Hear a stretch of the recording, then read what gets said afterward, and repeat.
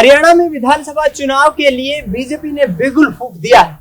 प्रधानमंत्री नरेंद्र मोदी कुरुक्षेत्र की पावन धरा पर पहुंचे और पावन धरा पर कांग्रेस पार्टी पर जबरदस्त हमलावर होते हुए पहले दिन ही नजर आए।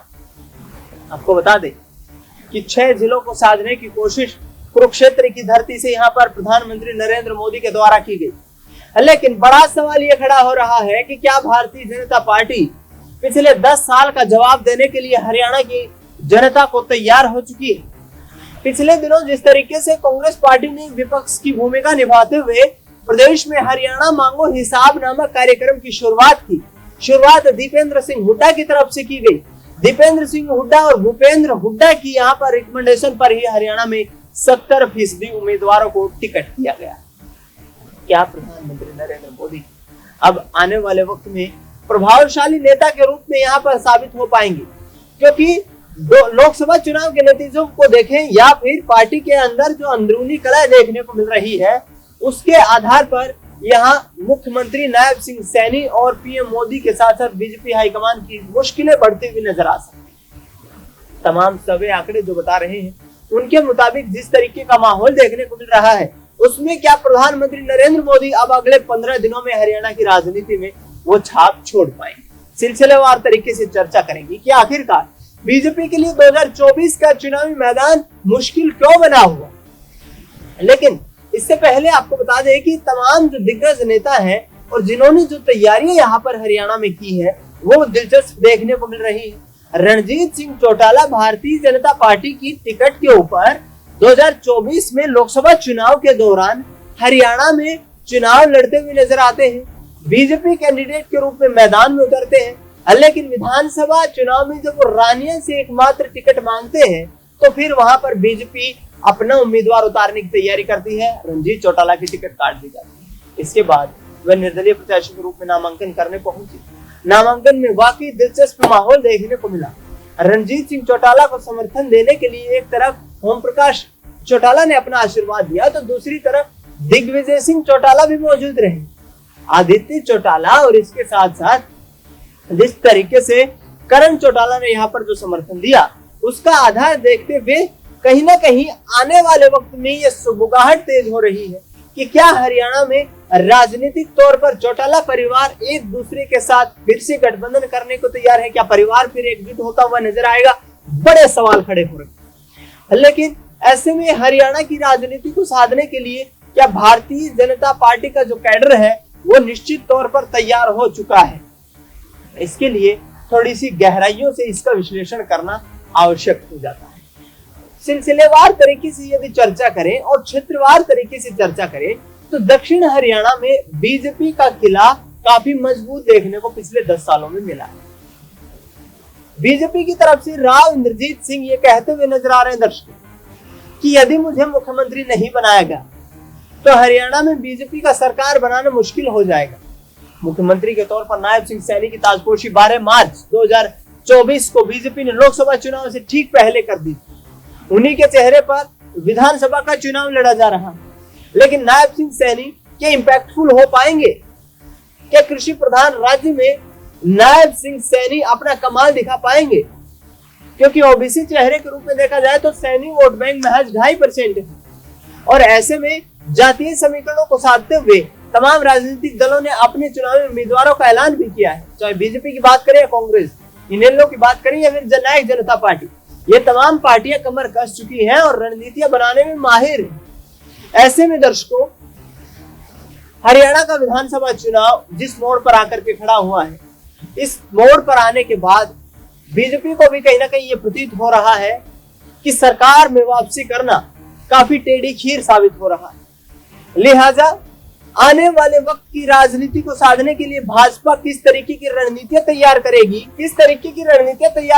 किस तरीके का माहौल देखने को मिलेगा और किस तरीके से सरकार में वापसी की जाएगी, बड़े सवाल लगातार खड़े हो रहे हैं। और इन सवालों के बीच ये भी परिस्थितियां उत्पन्न होती हुई नजर आ रही हैं कि दक्षिण हरियाणा में बीजेपी के बरगद माने जाने वाले रामविलास शर्मा की टिकट काटकर क्या अहिरवाल के कैडर को बीजेपी ने कमजोर तो नहीं कर लिया? दरअसल आपको बता दें कि रामविलास शर्मा हरियाणा में 80 के दशक से बीजेपी के लिए यहाँ पर सक्रिय कार्यकर्ता के रूप में राजनीति कर रहे थे। लंबा सियासी अनुभव और लंबे सियासी अनुभव के साथ साथ हरियाणा की राजनीति में बड़ा चेहरा भी थे। दक्षिण हरियाणा की राजनीति को साधने के लिए उन्होंने तमाम प्रयास भी किए। भिवानी महेंद्रगढ़ लोकसभा को जिताने में चौधरी धर्मवीर का भरपूर यहाँ पर सहयोग किया और राव दान सिंह को जो महज 40,000 वोटों की शिकस्त का सामना 2024 के लोकसभा चुनाव में करने को मिला, वो यहाँ पर रामविलास शर्मा की बदौलत ही नुकसान झेलना पड़ा। ऐसे में क्या यहाँ पर बीजेपी अपना परचम दक्षिण हरियाणा की राजनीति में लहरा पाएगी? दक्षिण हरियाणा कैडर के रूप से देखा जाए तो इस वक्त बीजेपी के लिए उतना बहुत नजर नहीं आ रहा है। चाहे बेशक किरण चौधरी को, कुलदीप बिश्नोई को शामिल कर लिया गया है या फिर जिस तरीके का माहौल अभी बनाने की कोशिश की जा रही है, वो माहौल अभी बीजेपी के लिए तैयार नहीं हो रहा है, क्योंकि अग्निवीर योजना, किसानों के मुद्दे, बेरोजगारी का मुद्दा हरियाणा में चरम सीमा पर है। और नायब सिंह सैनी, मनोहर लाल खट्टर या प्रधानमंत्री नरेंद्र मोदी से विपक्ष बार बार, प्रदेश की जनता बार बार एक ही सवाल पूछ रही है कि हरियाणा की जो दुर्दशा हुई है, आखिरकार इसका जिम्मेदार कौन है? कांग्रेस पार्टी ने तमाम दावे ठोकते हुए कहा है कि हरियाणा जो प्रति व्यक्ति आय, प्रति व्यक्ति निवेश में देश में नंबर 1 था, उस हरियाणा को आज अपराध, भ्रष्टाचार और बेरोजगारी में नंबर 1 बनाने का काम भारतीय जनता पार्टी की सरकार ने पिछले 10 सालों में किया है। क्या वाकई हरियाणा की जनता यहाँ परिवर्तन का मूड बना चुकी है? क्या यहाँ पर लगातार जो पार्टी कैडर के नेता है भारतीय जनता पार्टी के लिए बात करें, उनकी नाराजगी मुश्किल होती हुई नजर आएगी? क्योंकि मुख्यमंत्री की रेस के लिए एक तरफ राव इंद्रजीत सिंह, अनिल विज दिखाई दे रहे हैं, दूसरी तरफ रामविलास शर्मा जैसे दिग्गज नेता का टिकट काट दिया गया, ओम प्रकाश धनखड़ दरकिनार हो चुके हैं। तो आखिरकार बीजेपी किस आधार पर 2024 में सियासी पटकथा लिखती हुई नजर आएगी? क्योंकि जाट वोट बैंक जो था वो किसान आंदोलन के वक्त पर अच्छा खासा नाखुश, नाराज देखने को मिला बीजेपी से, और सरकार के खिलाफ लोकसभा चुनाव में जमकर गुस्सा भी निकाला। दुष्यंत चौटाला को करारी हार का सामना भी करना पड़ा, क्योंकि दुष्यंत सिंह चौटाला का उस वक्त बीजेपी को समर्थन देना लोकसभा चुनाव में उनको भारी नुकसान देता हुआ दिखाई दिया। ऐसे में हरियाणा में जिस तरीके का माहौल दिखाई दे रहा है, वो माहौल यहाँ पर अब और भी दिलचस्प 15 दिनों में आगे होता हुआ नजर आएगा, क्योंकि 5 अक्टूबर को हरियाणा में विधानसभा के चुनाव है और इन चुनाव में प्रदेश की जनता किसे अपना जन आशीर्वाद देती हुई नजर आएगी, ये देखना बेहद लाजमी दिलचस्प होगा। क्योंकि यहाँ पर हरियाणा में जो परिस्थितियां बन रही है, वो परिस्थितियां आगे आने वाले वक्त में यदि बीजेपी को यहाँ से झटका लगता है तो फिर क्या सहयोगी दलों की फिर से यहाँ पर आवश्यकता पड़ेगी? और दुष्यंत सिंह चौटाला से जब इस संदर्भ में सवाल पूछा गया तो उन्होंने साफ तौर पर कहा कि इस बार यदि गठबंधन करने की नौबत आई तो मुख्यमंत्री जननायक जनता पार्टी का होगा। आपको बता दें कि चौटाला परिवार कमर कस चुका है। तमाम ये कोशिशें की जा रही हैं कि हरियाणा में उनको फिर से किंग मेकर बनने का मौका मिलेगा। वहीं दूसरी तरफ कांग्रेस पार्टी के नेता भूपेंद्र हुड्डा की बात करें, दीपेंद्र हुड्डा की बात करें, कुमारी शैलजा की बात करें, रणदीप सिंह सुरजेवाला की बात करें, चौधरी उदय खान, तमाम ये दिग्गज नेता जो है ये हरियाणा में पूर्ण बहुमत की सरकार बनाने के दावे ठोक रहे हैं।